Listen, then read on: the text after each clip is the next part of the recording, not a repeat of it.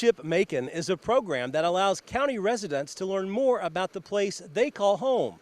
Recently, I tagged along with the group on their History Day outing. Where are we on the first stop of Leadership Macon's History Day? We are at the Morrison House, which is on Old 52 in the western part of the county. And the significance of this house is that it was built in 1827 and was finished in 1829 by the Morrison family. And a unique thing further about it is the Morrison family still owns it, which how fantastic it would be to have a family heirloom and it be a house and a farm. But the brick on this house was made here on the farm, as homemade brick, of course. It's the oldest such structure in the county, oldest brick house in the county. What is the most unusual thing about this house as far as the location is concerned? Well, that it was in 2 states and 3 counties, and you ask, how could they move this big house? It must have had big horses back then. No, the county line changed, as did the state line.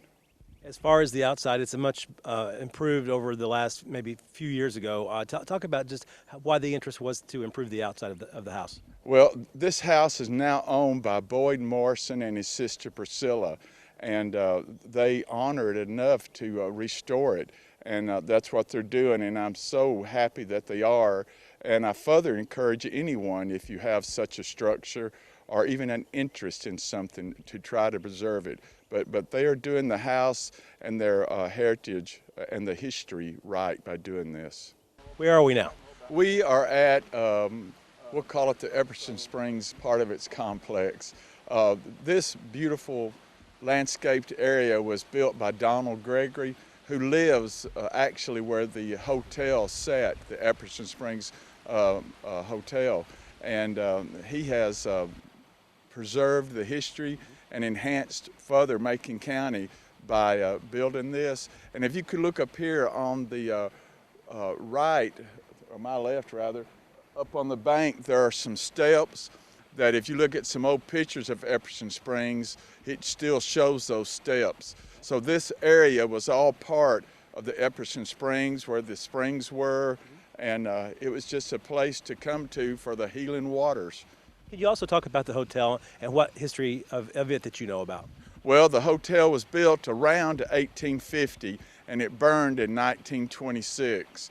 I can't tell you the exact number of rooms. I could count them in the picture. But it was a mineral resort, just as Red Bowling Springs was. Would you say it would rival the Red Bowling Springs Hotel simply because it was on the western side of the county? Yes, probably. Now, to get here, you had to come by, well, not the only way, but most out-of-town people met the train and came to Westmoreland and then took a hack or the coach or something to the hotel here. So during the Civil War, it was also an enlistment center. And why was it an enlistment center? Because it was a place where there was accommodation, there was shelter, water, food, and it was only a logical thing for it to become a Civil War enlistment center where you went to sign up for the Civil War. We are at the National Guard Armory in front of it on Old 52 at the historic park, which is governed by the Historical Society and owned by the county. And this was the approximate site of the home of William Dunn, whose home the first court was held. The county was formed in 1842, so there was no ready-made courthouse, so you had to use people's homes until construction could be done and approval been met of plans and everything for the courthouse. But this marker here, as you can tell, signifies all the history of that, and that's the county seal also that you see. Also located in this park is one of the Civil War trail signs, one of 6 that we have in the county, and it's about a family tragedy of Elvis Brooks Parker, who was a Confederate soldier with a brother, and then he joined the Union Army with a brother. But when he was in Sumner County, the his old comrades from the Confederacy saw him, and they had him arrested, and he was brought to Hartsville, which was the headquarters of John Hunt Morgan, and he was court-martialed, and John Hunt Morgan told him, all the comrades, to dress in parade style or military style, whatever it was called, and they executed him, shot by firing squad. He was one of two soldiers that were shot by firing squad, and this was a Macon County man that we're talking about. And these are little bricks that you can buy through the Historical Society, and you can honor whomever you want, and they are placed here in this park. Well, we're on Maple Grove Road, just behind Grace Baptist Church, and this is well, you could call it the Crowder Cemetery, you could call it the Ferguson Cemetery, but this marker behind me is Duncan and Isabel Ferguson's crypt type marker. And the significance of this stone, not only is it a crypt type marker, you can see the stone is placed up off the ground, the body's buried, but just the stone is up, is that it's the oldest stone in the county with a death date of 1806. Do you know anything about them? No, I think, I'm pretty certain that this stone says born in Lord Argyllshire, Scotland, and which, you know, tombstones can tell a lot of history such as that. And if you ever are in the position to buy a stone, put that history on it, who their parents were, who their children were, where they were born, such as that, because it's not only important for today's generation, but it's important for the generations to come, because you may not be there to tell them. And on down this road, there's a Robert Wright grave as well. Talk about, and marker, talk about that situation. Well, Robert Wright, who also has a crypt type marker, the significance of him was that he was a Revolutionary War soldier, and the sign, you see the beautiful sign that was placed here by a man, and the funny story about that is the stone, the top of the stone was gone, and I looked everywhere for it, couldn't find it anywhere. I even talked to the health department to see about if it had been moved. Nobody could tell me where the gravestone was. Then later on, a man called me, and he told me his name and said, "I'm a great-great-grandson of Robert Wright." He said, "I'm the one that got the stone. I placed it in Gallatin Cemetery." He got just a shovel of dirt from the top of the grave, because I saw it. I know what he got. And he said, "I'm wanting to put this top marker here." He said, "What about putting it on 52? And I told him, I said, "No, put it there at his grave, at his home place." And we talked, and he decided to do that, which I'm glad he did, because now we have this beautiful historic sign. And during the tornado, it was blown and damaged, and you can see the fence is still damaged. And the Tennessee Historic Commission replaced it for free, which I was glad of. And one of the claims to fame we got with Robert Wright is he fought, do you know who with? Our claim to fame on this one? He fought with General Washington and Greene during the Revolutionary War, General Washington being the first president of the United States. This is Salt Lick Creek that runs through town, and the significance of the Salt Lick is animals came to lick the salt as part of their nutrients, and because of that, it was they drew in buffalo.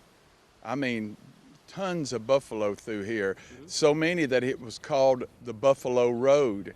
Then it became Tolentinsky's Trail, which Tolentinsky was the principal chief of the Cherokee, and then it became the Cumberland Trace. Road, trace, trail, they all describe a pathway, a way to get somewhere. But very significant that we had herds and herds of buffalo, so much that it wore out paths, trails, roads. And because of that, it drew all these animals in here, which was a mecca for early hunters. And because of that, it was discovered that there were healing waters in Red Boiling. There's 5 mineral waters in the town of Red Boiling. freestone, which is your mildest, red, which is a mild sulfur water, white, black, and then you got black, which turns your pipe in your home or whatever black. And then you got double and twist. Why was it called double and twist? Well, because when you drank it, you double and twist it over because it, I guess, it had a working on your system. But because of that, a man realized the potential to utilize the waters for lodging. So there was one hotel called started out being the Webb Hotel. And due to it being a hotel which had a shelter, food, water, during the Civil War, it was used as an enlistment center. And also during the Civil War, due to the many troops that moved from like Carthage, the river at Carthage up through Kentucky, there was a Civil War hospital there. And but there's a Civil War park, which we will stop at, and you can see it, that's been created. It's a small park, but nevertheless, it's a Civil War park in Macon County, which is very significant. But there were, at the height, there were 9 hotels and 12 boarding houses. And during the peak, every hotel, every boarding house was full, so full that people had to sleep in their cars. And there was a company and taxi service formed of the Knight, it's called the Knight Brother Taxi Company and Trucking Company, which was built by Hubert Knight and his brothers, which was Bobby Knight's father and uncles. And Bobby is, to me, is Mr. Red Bull, and he knows about the history and he can tell you about it. So if you see him out, talk to him, and he can really enlighten you on that. But, and they all came here for the entertainment, because it was a place to come and be healed, which many people were healed, and it was a place to come and rest. Still is a place that you can come and rest. Of the original 9 hotels, 3 still stand today in Red Boiling Springs. The Thomas House still looks great after all these years. The Armour Hotel is the smallest of the 3, but still very accommodating and welcoming. And the Donahoe Hotel looks wonderful after owners recently renovated it. Later in the day, the Leadership Macon group toured the Macon County Courthouse. The group learned this is the 4th courthouse in Lafayette. They also learned about Macon County's state legislator, John Washington Butler, who was instrumental in introducing legislation to prohibit the teaching of evolution in Tennessee schools. The day wrapped up with the group learning about Macon County's only public execution, 3 years after the county was formed in 1842. History Day is just one of the events planned each year by Leadership Macon. If you would be interested in joining Leadership Macon next year, you can contact the Macon County Chamber of Commerce at 615-666-5885. The Chamber sponsors Leadership Macon. Reporting in Lafayette, Barry Hyatt, NCTV.